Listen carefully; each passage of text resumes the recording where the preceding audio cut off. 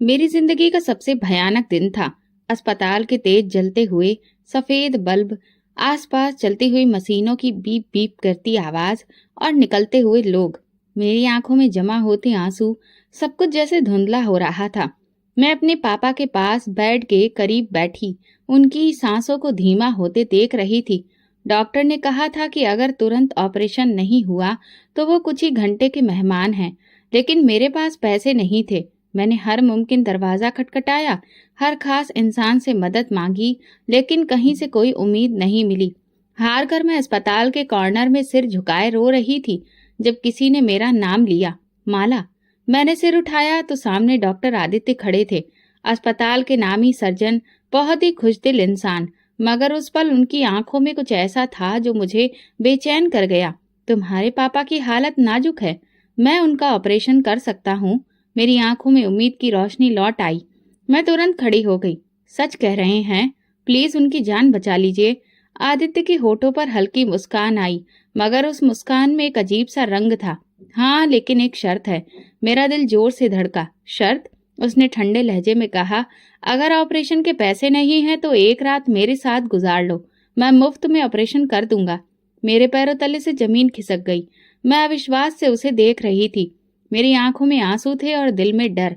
आप मजाक कर रहे हैं ना? आदित्य एकदम पास आते हुए बोला, मैंने आज तक किसी मरीज का मुफ्त में इलाज नहीं किया है माला। तुम्हारे पापा के पास ज्यादा वक्त नहीं है। अगर इलाज चाहती हो तो दरवाजा लॉक करके वापस आ जाओ। मुझे लगा जैसे मेरी सांसें रुक जाएंगी। ये पल मेरी जिंदगी का सबसे बड़ा इम्तिहान था। मैं क्या करती? अपने पापा को तड़प तड़प कर मरते देखती या अपनी इज्जत की कुर्बानी देकर उनकी जान बचा लेती? मेरे हाथ पसीने से भीग चुके थे, सांसें तेज थीं। मैंने एक आखिरी बार अपने पापा के बेड की तरफ देखा। उनके चेहरे पर मौत की झलक दिख रही थी। मेरी कपकपाती उंगलियों ने दरवाजा लॉक कर दिया।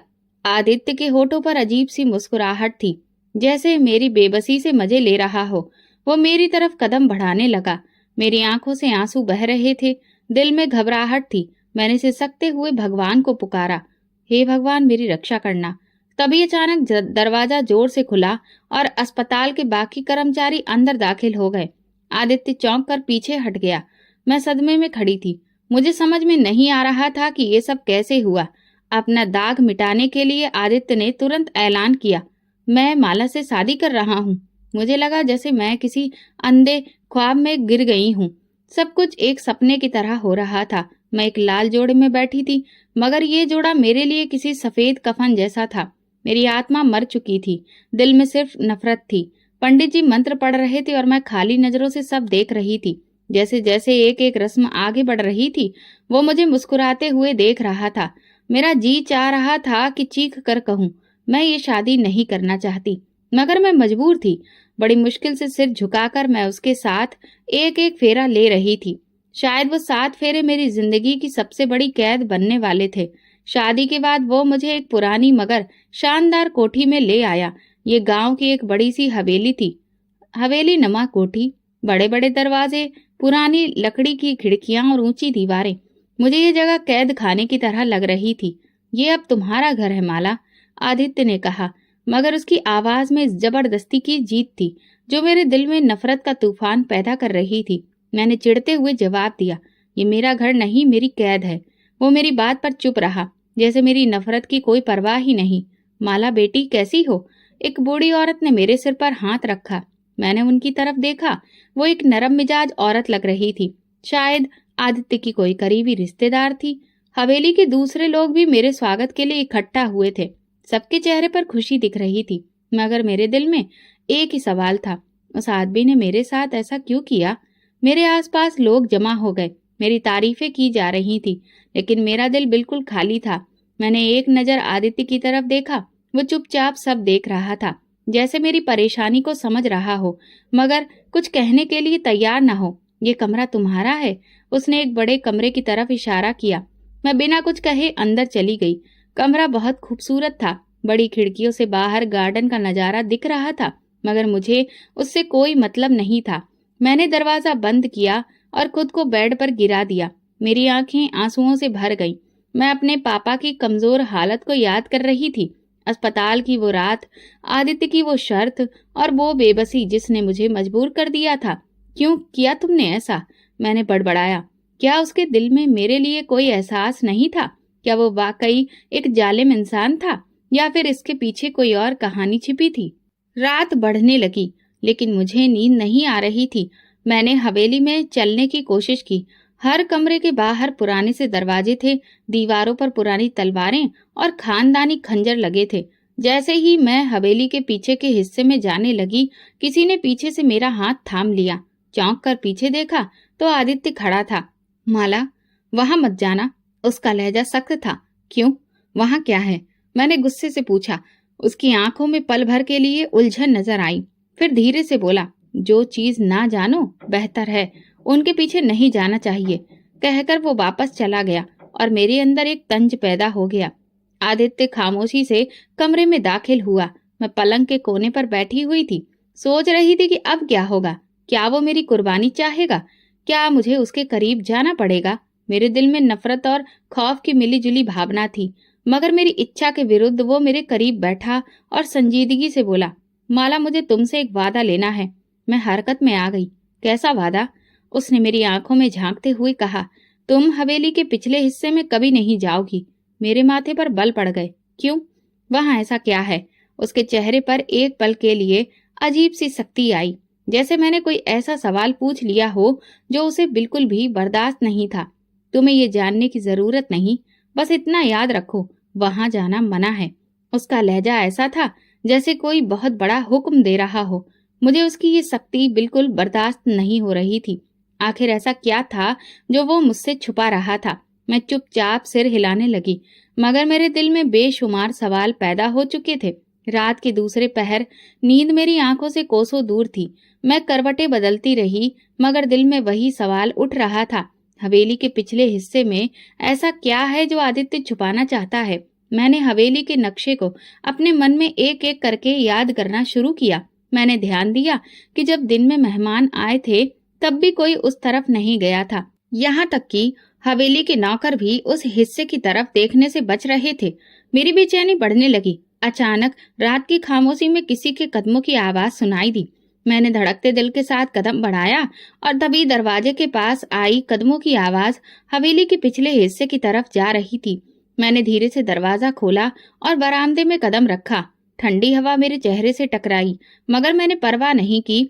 जैसे ही मैं हवेली के पिछले हिस्से की तरफ बढ़ी, एक पुराना जंग लगा दरवाजा मेरे सामने आ गया। दरवाजे के पीछे घना अंधेरा था, जैसे कि वहां कोई राज दफन हो। मैंने हाथ आगे बढ़ाया कि अचानक किसी ने मेरा कंधा पकड़ लिया। मैं घबराकर पीछे मुड़ी और जो चेहरा मेरे सामने था उसने मेरी जान निकाल दी। आदित्य मुझे गुस्से से घूर रहा था। मैंने अजीब सा ख्वाब देखा था। मेरे कदम जम गए। आखिर वो क्या था जिससे आदित्य मुझे छुपाने के लिए इतना गंभीर था? मैंने फैसला कर लिया था कि मैं दरवाजे के पीछे का राज जरूर जानकर रहूंगी। मुझे इंतजार था सिर्फ सही मौके का, और वो मौका एक रात मिल गया। आदित्य किसी जरूरी काम से शहर गया हुआ था और हवेली के ज्यादातर लोग सो चुके थे। मैंने धीरे से कमरे का दरवाजा खोला और दबे कदमों से हवेली के पिछले हिस्से की तरफ बढ़ने लगी। हवा में अजीब सी सर्दी थी, जैसे कोई अदृश्य ताकत मुझे रोकने की कोशिश कर रही हो। मेरा दिल जोर जोर से धड़क रहा था, मगर मैं पीछे हटने को तैयार नहीं थी। मैंने जंग लगे दरवाजे को धीरे से धकेला। चरमराहट के साथ वो खुल गया। अंदर गहरा अंधेरा था, जैसे वहां बरसों से कोई रोशनी नहीं पहुंची। मैंने हल्की सी रोशनी करने के लिए मोबाइल का फ्लैश ऑन किया और जो मंजर मेरे सामने आया उसने मेरे रोंगटे खड़े कर दिए। सामने पुरानी हवेली की कोठरी थी, जहां धूल और मिट्टी की मोटी परत जमी थी। कोठरी के बीचों बीच एक व्हील चेयर पड़ी थी और उस पर एक औरत बैठी हुई थी। मेरी सांसें रुकने लगी। मैंने बेयकीनी से उस औरत की तरफ कदम बढ़ाया। वो बहुत कमजोर चेहरा लग रही थी, मगर जैसे ही मैंने उनके चेहरे पर रोशनी डाली, मेरे कदम जम गए। ये कैसे मुमकिन हो सकता है? वो औरत बिल्कुल मेरे जैसी थी। मेरे हाथ पैर सुन्न होने लगे। मैं पीछे हटना चाहने लगी, मगर मेरे कदम जमीन से चिपक गए। ये क्या माजरा था? क्या मैं कोई सपना देख रही थी? वो औरत हल्के से मुस्कुराई। उसकी आंखों में अजीब सी चमक थी, जैसे वो मुझे सदियों से जानती हो। अचानक वो कुछ बोली। उसकी आवाज कमजोर थी। मेरी धड़कन बेकाबू हो गई। तुम कौन हो? मैंने घबराकर पूछा। वो औरत मेरी तरफ देखकर सिसकने लगी, जैसे बरसों का कोई बोझ उसके दिल में दबा हो। तुम मुझे नहीं पहचानती, मगर मैं तुम्हें बरसों से जानती हूँ। कौन हो तुम और यहाँ क्यों हो? मैंने बेचैनी से पूछा। उसने आंसुओं से भीगी नजरों से मेरी तरफ देखा और कहा, मैं तुम्हारी माँ हूँ माला। मेरे वजूद पर जैसे बिजली गिर गई। मैंने एक झटके से पीछे हटने की कोशिश की, मगर मेरे कदम लड़खड़ा गए। ये झूठ है, मेरी माँ तो मर चुकी है। मैं चिल्लाई। उसकी आंखों से आंसू बहने लगे। यही तो वो झूठ है जो तुम्हें बरसों तक सुनाया गया बेटा। मैं भी बेयकीनी से उसे देख रही थी। क्या ये वाकई मेरी माँ थी? अगर हाँ, तो उसे यहाँ किसने कैद कर रखा था? और सबसे बढ़कर आदित्य को उसके बारे में सब कुछ कैसे पता था? मेरा दिल कह चुका था कि मैं इस सच्चाई को पूरी तरह जान कर रहूंगी। मेरी धड़कनें इतनी तेज हो चुकी थीं कि मुझे लगा वो पूरे कमरे में गूंज रही हैं। मैंने एक बार फिर कांपती आवाज में पूछा, तुम कौन हो? सामने व्हील चेयर पर बैठी औरत की आंखों में आंसू थे। उसने फुसफुसाते हुए एक ही बात दोहराई, बेटा मुझे माफ कर दो। मेरी रीढ़ की हड्डी में सनसनी दौड़ गई। तुम मुझे बेटा क्यों कह रही हो? कौन हो तुम? मैंने तेजी से पूछा, जैसे मेरे सवालों के जवाब ही मेरी सांसों में अटक गए हों। औरत की आंखों में एक दर्द था, उसके होंठ सूखे थे। वो सिसकने लगी, माला मैं सच कह रही हूँ, मैं तुम्हारी माँ हूँ। मेरे पैरों तले जमीन खिसक गई। मैंने झटके से पीछे हटने की कोशिश की। ये झूठ है, मेरी माँ तो मर चुकी है। मैं चीखी। मेरा जहन सुन्न होने लगा। मैंने तुरंत दीवार का सहारा लिया। ये मुमकिन नहीं हो सकता। अगर तुम मेरी माँ हो तो तुम यहाँ इस हालत में क्यों हो? व्हीलचेयर पर बैठी औरत ने गहरी सांस ली और अपनी जख्मी उंगलियों को आपस में जोड़ते हुए कहा, ये एक दुख भरी कहानी है, एक ऐसी कहानी जिसमें तुम्हारा बाप ही सबसे बड़ा विलेन था। मैं हैरत और खौफ से उसे देखने लगी। क्या मतलब? पापा? वो तो हमेशा तुम्हें याद करके रोते थे। वो तल्ख मुस्कुराहट के साथ बोली, ये भी एक झूठ था माला। मेरे अंदर बेचैनी बढ़ने लगी। तुम्हारा बाप एक जालिम और बेदर्द इंसान था। वो मुझे जीता था, जैसे कि कोई बड़ी जीत हो। मेरी आंखें फैल गईं। एक रात जब मैंने उसके गुनाह के खिलाफ आवाज उठाई तो उसने मुझे अपने दोस्तों के हवाले कर दिया। ये सुनकर मैं कांप उठी। मैंने मुश्किल से बोली, ये सच नहीं हो सकता। मेरी माँ की आंखों में गुस्सा और तकलीफ झलक रही थी। ये वही सच्चाई है जो तुमसे छुपाई गई। मैं किसी तरह बचकर निकल आई, मगर तुम्हें साथ नहीं ले जा सकी। मैं मरी नहीं थी माला, मगर तुम्हारे बाप ने मुझे तुम्हारी जिंदगी से हमेशा के लिए मिटा दिया। मेरे दिमाग में धमाका हुआ। आदित्य सब कुछ जानता था, मगर वो ये सब क्यों छुपा रहा था? और अगर मेरी माँ को वो जानता था तो उसने उन्हें इस तरह कैद में क्यों रखा था? मेरे सवाल बढ़ते जा रहे थे। मैंने ठान लिया था कि मैं सबका जवाब लेकर रहूंगी। ये मुमकिन नहीं। मुझे तो हमेशा बताया गया कि तुम मर चुकी हो। मेरी आंखों में दर्द उतर आया। उसने मेरे हाथों को थामने की कोशिश की, पर मैं पीछे हट गई। मुझे पता था कि तुम्हें मेरी सच्चाई कबूल करने में मुश्किल होगी। वो नम आंखों से बोली, मगर बेटा, मैंने तुम्हें कभी नहीं छोड़ा था। तुम्हारे बाप ने मुझे तुमसे छीन लिया था। मेरी सांसें अटकने लगी।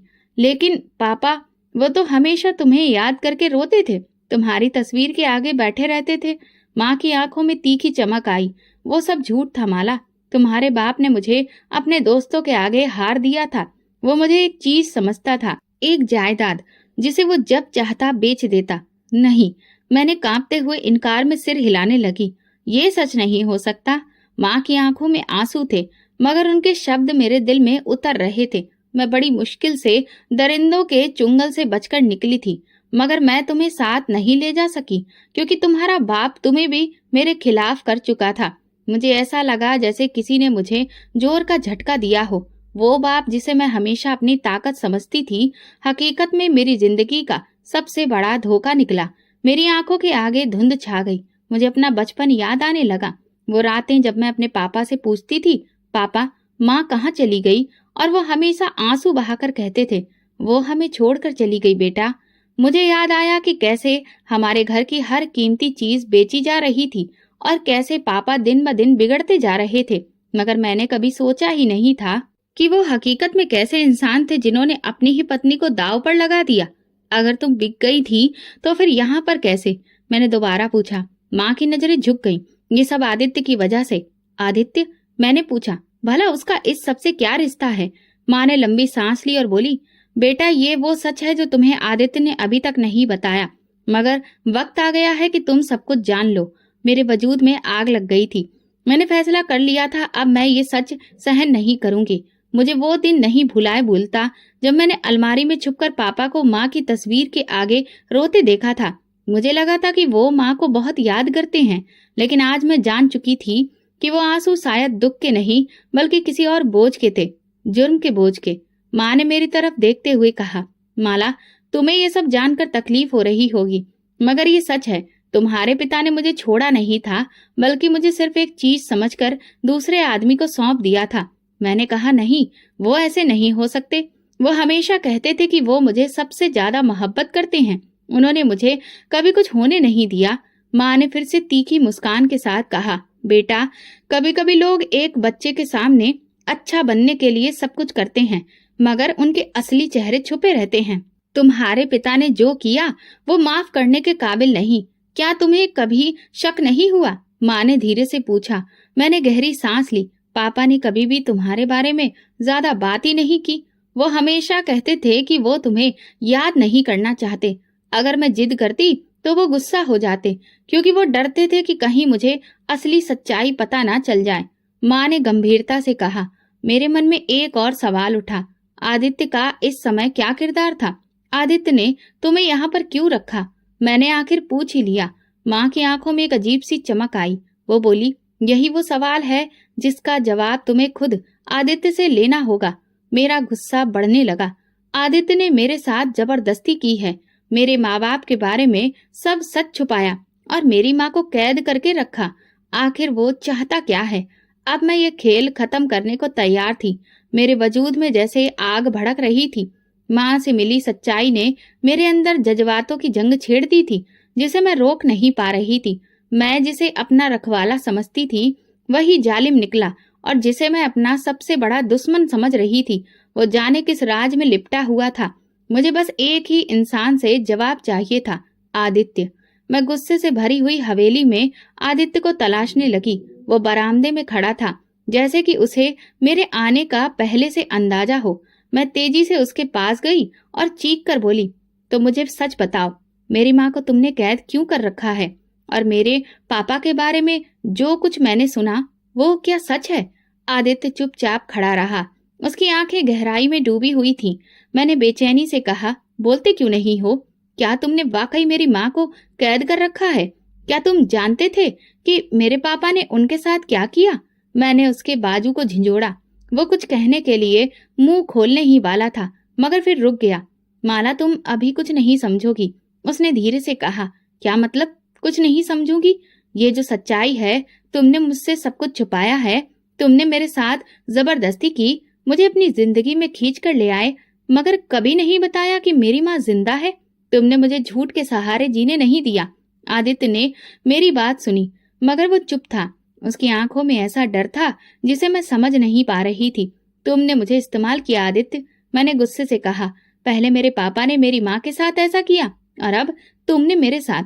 तुम भी उन्हीं जैसे हो, एक जालिम, झूठे और मक्कार इंसान। आदित्य ने आंखें बंद कर ली, जैसे कि ये शब्द उसे चीर रहे हो, मगर फिर भी वो चुप था। अब कुछ तो बोलो, मैं चिल्लाई। ये खामोशी क्यों? मैं भी एक इंसान हूँ, सब कुछ जानने का हक रखती हूँ। मैंने उसे झूठा कहा, मक्कार कहा, मगर उसने कोई सफाई नहीं दी। क्या वो सच में मुजरिम था, या फिर कोई और सच्चाई थी जो वो मुझे नहीं बता रहा था? मैंने खुद से वादा किया कि मैं इस खामोशी के पीछे का राज जानकर रहूंगी, चाहे कुछ भी हो जाए। मैं हवेली के बड़े आंगन में खड़ी थी। मेरा दिल कह रहा था कि आदित्य के पास जरूर कोई जवाब होगा, मगर दिमाग यही कह रहा था कि उस इंसान ने मेरे साथ जबरदस्ती की, मुझे मेरी माँ से दूर रखा और मेरी जिंदगी को अपने काबू में कर लिया। ये सब जानकर भी मैं उस पर यकीन कैसे करूं? माला, मैं चौंक कर पलटी। वो हवेली के दरवाजे पर खड़ा था। उसकी आंखों में गहरी संजीदगी थी, जो मुझे एहसास दिला रही थी। क्या तुम अपनी सफाई में कुछ नहीं कहोगे? मैंने जहर भरे लहजे में कहा। उसने मेरी तरफ कदम बढ़ाया। देखो माला, कुछ चीजें वक्त से पहले नहीं बताई जा सकती। तुम्हारी माँ ने जो कुछ कहा वो सच है, मगर वो कहानी पूरी नहीं है। मेरे अंदर जैसे आग भड़क उठी। अच्छा, कहानी पूरी नहीं है तो फिर बताओ ना, तुमने मुझे अंधेरे में क्यों रखा? क्यों मेरी माँ को कैद किया? क्यों मुझे जबरदस्ती अपनी जिंदगी में घसीटा? तुम भी मेरे पापा जैसे हो आदित्य। आदित्य के चेहरे पर दुख झलकने लगा, लेकिन उसने खुद को संभाला। जब वक्त आएगा तब बता दूंगा। मैं फिर चीखी, ये वक्त नहीं है। क्या ये वक्त तब आएगा जब सब कुछ तुम्हारे काबू में होगा? जैसे मेरे पापा ने मेरी माँ को बेच दिया था, वैसे ही तुमने मेरी मजबूरी का फायदा उठाया है। आदित्य ने गहरी सांस ली, मगर फिर भी कुछ ना कहा। तुम्हारे पास कोई जवाब नहीं है आदित्य, क्योंकि तुम भी वैसे ही हो जैसे मेरे पापा, जालिम खुदगर्ज। आदित्य की मुट्ठियां भींच गईं, मगर वो अभी भी चुप था। ये खामोशी मुझे बहुत परेशान कर रही थी। अगर वो वाकई जालिम था तो वो कोई जवाब क्यों नहीं दे रहा था? मेरे अंदर जैसे कुछ टूट रहा था। क्या उसकी इस खामोशी में कोई राज छुपा था? मैंने खुद से वादा किया कि मैं आदित्य का राज जानकर रहूंगी, चाहे उसके लिए मुझे कितनी ही नफरत क्यों न झेलनी पड़े। हवेली की दीवारें मुझे कैद सी महसूस हो रही थी। हर गुजरते लम्हे के साथ मेरा मन उलझता जा रहा था। आदित्य की खामोशी मुझे बेचैन कर रही थी और उसके राज का बोझ मेरे दिल पर बढ़ता जा रहा था। आखिर वो चाहता क्या है? मैंने खुद से कहा, मेरे सवालों के जवाब शायद हवेली से बाहर मिल सकते हैं। इसलिए मैंने फैसला किया कि मैं गांव के लोगों से बात करूंगी। शायद वे मुझे कुछ ऐसा बता सकें जो आदित्य मुझसे छुपा रहा था। मैंने मौका देखकर एक दिन हवेली के पास एक बड़े से पेड़ के नीचे एक जो पुराना सा कुआं था, वहां पर बैठी बुजुर्ग औरत से बात करने की कोशिश की। वो शायद हवेली के नौकरों में से एक थी, क्योंकि वो मुझे देखकर तुरंत खड़ी हो गई और इज्जत से बोली, बेटी तुम यहाँ कैसे? मैंने भी उन्हें नमस्ते किया, फिर पूछा, क्या आप मुझे आदित्य के बारे में कुछ बता सकती हैं? उस औरत के चेहरे पर नरमी आ गई। वो तुम्हारे लिए हमेशा दीवार बनकर खड़ा रहा। उसने तुम्हें बचाने के लिए वो सब कुछ किया जो कोई और नहीं कर सकता था। मेरी आंखों में हैरत थी। बचाने के लिए? भला कैसे बचाया? बूढ़ी औरत ने मेरी तरफ अफसोस भरी नजरों से देखा। बेटी, क्या तुम जानती हो कि तुम्हारा बाप एक जालिम इंसान था? वो तुम्हें भी बेच देता, जैसे उसने तुम्हारी माँ के साथ किया था। मेरी सांसें रुकने लगी। क्या मतलब? मैंने अविश्वास से पूछा। आदित्य को जब तुम्हारे पापा की असलियत का पता चला तो वो बरसों से तुम पर नजर रखे हुए था। वो चाहता था कि तुम्हारे पापा तुम्हें किसी गलत हाथों में ना दे दें, इसलिए वो तुम्हारी सुरक्षा करता रहा, मगर उसने तुम्हें कभी इस बारे में नहीं बताया। मेरी आंखों के सामने धुंधला छाने लगा। ये कैसे मुमकिन था? मैंने खुद को संभालते हुए सवाल किया, लेकिन अगर वो वाकई मेरी सुरक्षा कर रहा था तो उसने मुझसे जबरदस्ती शादी क्यों की? अगर वो मेरा रखवाला था तो मुझसे झूठ क्यों बोलता रहा? बूढ़ी औरत ने अफसोस से कहा, क्योंकि अगर वो तुम्हें सब कुछ बता देता तो शायद तुम उस पर भरोसा नहीं करती और तुम्हारे पापा तुम्हें किसी और के हवाले कर देते, जैसे वो पहले करने वाले थे। मेरी सोच उलझने लगी। क्या सच में आदित्य ने मुझे बचाने के लिए ये सब किया था, या ये भी किसी और चाल का हिस्सा था? मेरा दिल मानने को तैयार नहीं था। मैंने खुद को यकीन दिलाया, नहीं, वो भी धोखेबाज है। वो मुझे मजबूर नहीं करता। अगर वो वाकई मेरा भला चाहता होता। लेकिन एक सवाल मेरे दिल में गूंज रहा था, अगर वो सच में नेक होता तो अब तक अपनी सफाई क्यों नहीं दी? मेरी दुनिया उलट पुलट हो चुकी थी, मगर जो बातें अब मैं सुन रही थी वो मेरे लिए किसी और झटके से कम नहीं थी। लेकिन मैं कैसे मान लूं कि वो सच में मेरा भला चाहता है? जब मैं वापस हवेली पहुंची तो मेरा मन उलझा हुआ था। हर तरफ सवाल ही सवाल, लेकिन जवाब कोई नहीं। मैंने खुद को समझाने की कोशिश की, ये सब झूठ हो सकता है। शायद आदित्य ने सबको खरीद रखा हो ताकि वो मेरे सामने अच्छा इंसान बन सके। लेकिन फिर दिमाग में वो पल आया जब मैं आदित्य को खामोश खड़ा पाया था, जब मैंने उसे झूठा और मक्कार कहा था। उसने कोई सफाई नहीं दी थी। अगर वो सच में निर्दोष होता तो क्या अपनी बेगुनाही को साबित करने की कोशिश नहीं करता? क्या ये सच है? मैंने नौकरानी से पूछा, जो बरसों से हवेली में काम कर रही थी। मैडम, साहब कभी जालिम नहीं थे, उसने जवाब दिया। उन्होंने हमेशा आपके हक में फैसले किए हैं, मगर वो चुप रहे। वो नहीं चाहते थे कि आप ये सब मजबूरी में जाने। मगर क्यों? मैंने बेचैनी से पूछा। अगर वो वाकई मेरा भला चाहते थे तो उन्होंने मुझे मेरी माँ के बारे में क्यों नहीं बताया? उन्होंने मुझे सब कुछ पहले क्यों नहीं बताया? नौकरानी ने मेरी तरफ अफसोस से देखा, जैसे मेरे सवाल का जवाब देना उसके बस में ना हो। आप खुद साहब से पूछे तो बेहतर होगा मैडम। सच हमेशा दो तरफा रुख रखता है, कभी एक तरफ से मत देखिए। मैंने नजरें झुका ली। मेरे अंदर जंग चल रही थी। मैंने हमेशा आदित्य को जालिम समझा, मगर अब हर रास्ता मुझे किसी और तरफ लेकर जा रहा था। क्या आदित्य सच में अच्छा इंसान था? क्या वो मुझे मेरी बर्बादी से बचाने के लिए मेरी जिंदगी में आया था? मगर वो इतना अच्छा कैसे हो सकता है? मैंने फैसला किया, अब मैं ये राज खुद आदित्य से पूछूंगी। मुझे हर सवाल का जवाब चाहिए था। अब वो मुझसे और कुछ नहीं छुपा सकता। मैंने खुद से वादा किया, या तो वो अपनी सच्चाई मेरे सामने रखेगा या फिर मैं खुद उसका पर्दाफाश कर दूंगी। लेकिन मुझे नहीं पता था कि जो सच्चाई मेरे सामने आएगी वो किसी कयामत से कम नहीं होगी। मेरे पापा, वो इंसान जिसे मैं हमेशा अपना हीरो समझती थी, जिसके लिए मैं आदित्य से नफरत करती रही, वो कातिल निकला। और जिसका बाप मारा गया, वही शख्स आज मेरी जिंदगी में सबसे करीब आकर मुझे बचाने की कोशिश कर रहा था। ये खबर मुझे गांव के एक बुजुर्ग ने दी, जो मेरे पापा के अतीत को बहुत अच्छे से जानते थे। बेटी, तुम जानती हो कि आदित्य का बाप बहुत नेक इंसान था, मगर तुम्हारे पिता ने उसे अपनी हवस और दौलत के नशे में कत्ल कर दिया। वो जमीन के झगड़े में हार गए थे, मगर गुस्से में उन्होंने गोली चला दी। ये झूठ है। मैंने फिर से अविश्वास से कहा, मेरे पापा किसी का कत्ल नहीं कर सकते। मुझे लगा आदमी ने आह भरी। ये तुम्हें लगता है बेटी, मगर तुम्हारे पापा का दूसरा चेहरा बहुत ही भयानक है। अब मुझे समझ आ रहा था कि आदित्य ने अपनी बेगुनाही साबित करने की कोशिश क्यों नहीं की, क्योंकि वो मेरे पापा के गुनाहों का बोझ उठाकर खामोशी से मेरी सुरक्षा कर रहा था। मेरे दिमाग में एक और सवाल पैदा हुआ, क्या आदित्य ने मुझे अपना बदला लेने के लिए अपनाया है? अगर मेरे पिता ने उसके पिता का कत्ल किया है, तो क्या वो मुझे तकलीफ पहुंचाना चाहता था, या फिर वो सच में मुझे मेरे पिता की बुरी नीयत से बचा रहा था? ये सवाल मेरी रूह को झकझोर रहा था। मैंने ठान लिया, मैं सच का सामना करूंगी। आदित्य को अब कोई रास्ता नहीं मिलेगा।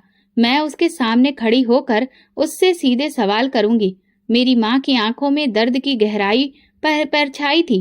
वो जानती थी कि जो बात वो मुझे बताने वाली है, वो मेरे दिल को तोड़ देगी। मैं रोते हुए उनकी तरफ देख रही थी। उन्होंने मेरा हाथ थाम कर कहा, माला, तुम्हें लगता है कि आदित्य ने तुम्हें बर्बाद किया, मगर सच्चाई इसके बिल्कुल उलट है।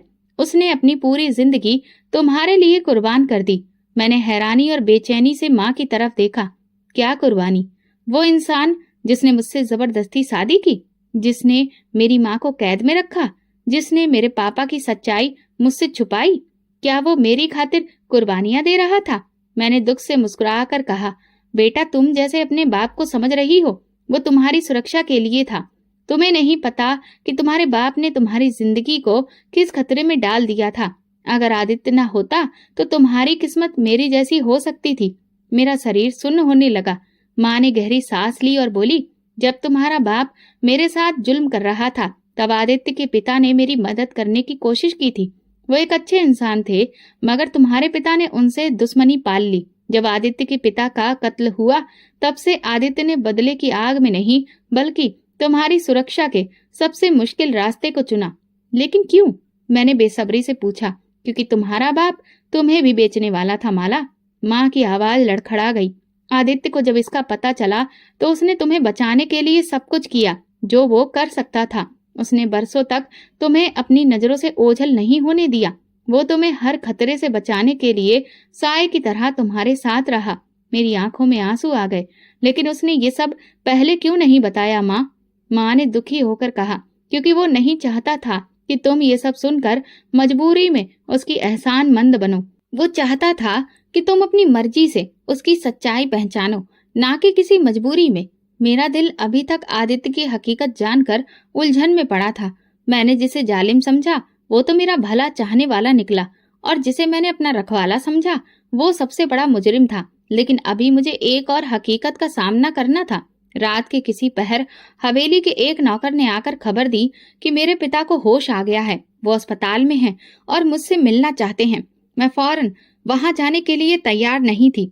मेरे अंदर एक तूफान था जिसे मैं समझने की कोशिश कर रही थी। वो शख्स जिसने मेरी माँ को नरक में डाला, जो मुझे भी बर्बाद कर सकता था, अब माफी मांगना चाहता था। लेकिन मैं फैसला कर चुकी थी, मैं उन्हें एक बार जरूर देखूंगी। जब मैं अस्पताल पहुंची तो पापा बिस्तर पर लेटे थे। वो बहुत कमजोर लग रहे थे। जैसे जिंदगी ने उनसे सब कुछ छीन लिया हो। जैसे ही उन्होंने मुझे देखा, उनकी आंखों में आंसू आ गए। माला, उनकी आवाज लड़खड़ाई। बेटा मुझे माफ कर दो। मैं चुप रही। मेरा दिल किसी भी हमदर्दी को अपनाने के लिए तैयार नहीं था। बेटा, मैंने बहुत गलत किया है।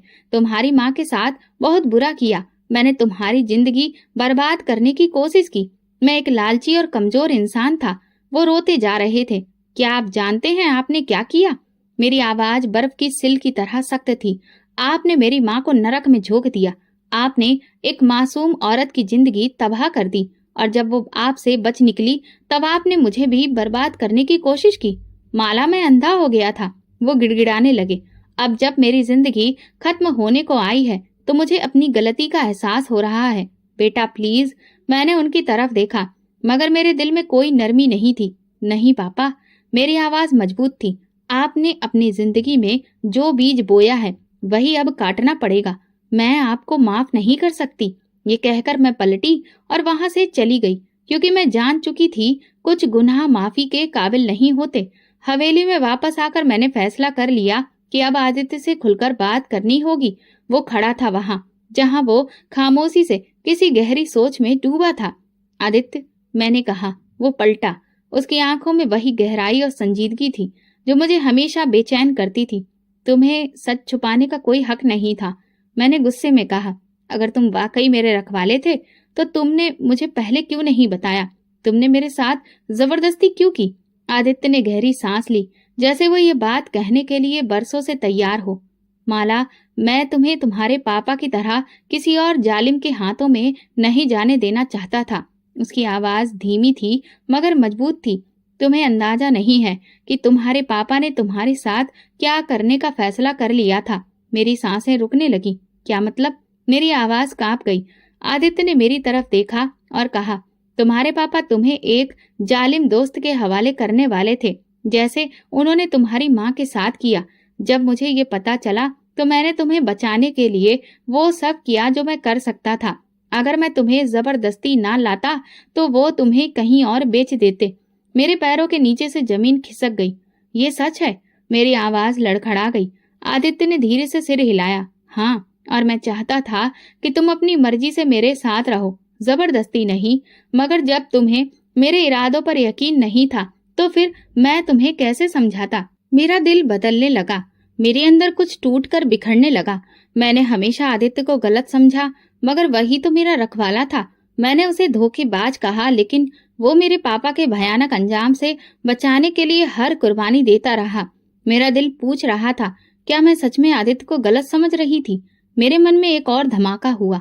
मैंने सुना कि आदित्य ने न सिर्फ मुझे बल्कि मेरी माँ को भी मेरे पिता के चुंगल से बचाया। मैं तो हमेशा समझती थी कि किसी ने माँ को कैद कर रखा था, मगर हकीकत बिल्कुल उल्टी थी। माँ दुखी और उदास होकर मेरे सामने बैठी थी। मैंने माँ से पूछा, क्या ये सच है? क्या आदित्य ने आपको जबरदस्ती यहाँ रखा था?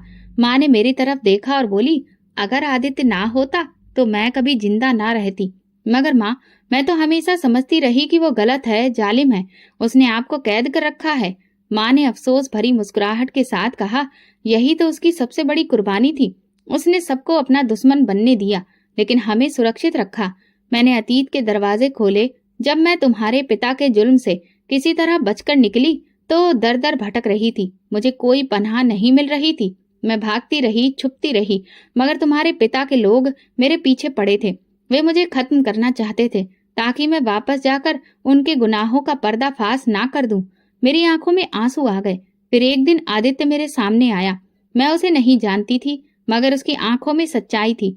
उसने कहा, मैं आपको सुरक्षित जगह पर ले जा सकता हूँ, मगर आपको मुझ पर भरोसा करना होगा। मैं डर रही थी, मगर मेरे पास और कोई रास्ता नहीं था। उसने मुझे यहाँ लाकर छुपा दिया, मगर ये कैद नहीं थी। उसने मुझे हर सुविधा दी, मेरी इज्जत की, सुरक्षा की, और सबसे बढ़कर तुम्हारे पिता से मेरी जिंदगी बचाई। वह हमेशा उसे गलत समझती रही। मेरा दिल जैसे टुकड़ा टुकड़ा हो गया। वो तो बहुत अच्छा था। अब मुझे सच पता चल चुका था। वो इंसान था जिसने अपनी मोहब्बत, अपनी खुशी और अपनी इज्जत तक दांव पर लगा दी, मगर कभी अपनी नीयत की सफाई नहीं दी। मैंने तुरंत पूछा, आदित्य कहाँ है? हवेली की पुरानी नौकरानी जो हर बात जानती थी, उसने दुख से सर झुका लिया। मैडम, साहब तो रात को हवेली छोड़कर जा चुके हैं। वो कहकर गए हैं कि आपकी जिंदगी में जबरदस्ती शामिल नहीं होना चाहते। वो आपको अपनी मर्जी से जीने का हक देना चाहते हैं। मुझे लगा जैसे किसी ने मेरा दिल मुट्ठी में जकड़ लिया हो। मैंने कहा नहीं, वो मुझे छोड़कर नहीं जा सकते। मैं उनके साथ जुड़ी हूँ। मैंने उनसे नफरत की, मगर वो मुझे छोड़कर कैसे चले गए? नौकरानी की आंखें भीग गईं। वो खुद को गुनहगार समझ रहे थे मैडम। उन्हें लगता है कि उन्होंने आपकी जिंदगी में जबरदस्ती करके ठीक नहीं किया। वो नहीं चाहते कि आप एक ऐसे इंसान के साथ जिंदगी गुजारें जिसे आपने हमेशा गलत समझा। मेरे अंदर खालीपन फैल गया। ये मैंने क्या कर दिया? मैंने उस इंसान को ठुकराया जिसने मेरे लिए अपनी जिंदगी का सबसे बड़ा फैसला लिया। मैंने नौकरानी से मजबूत लहजे में पूछा, कहाँ जा सकता है वो? मुझे उसका पता चाहिए। नौकरानी ने कहा, वो किसी को बताकर नहीं गए। मुझे कोई रास्ता निकालना ही था। मैंने फैसला किया कि मैं शहर के हर कोने में उसकी तलाश करूंगी। उसके पुराने जानने वालों, हवेली के नौकरों और अस्पताल के डॉक्टरों से पूछूंगी, मगर सब यही कह रहे थे कि आदित्य साहब किसी को कुछ बताकर नहीं गए। ये कैसे मुमकिन था? आदित्य कभी मुझे इस तरह से बेसहारा छोड़कर नहीं जा सकता। फिर वो खुद को अकेला क्यों कर रहा है?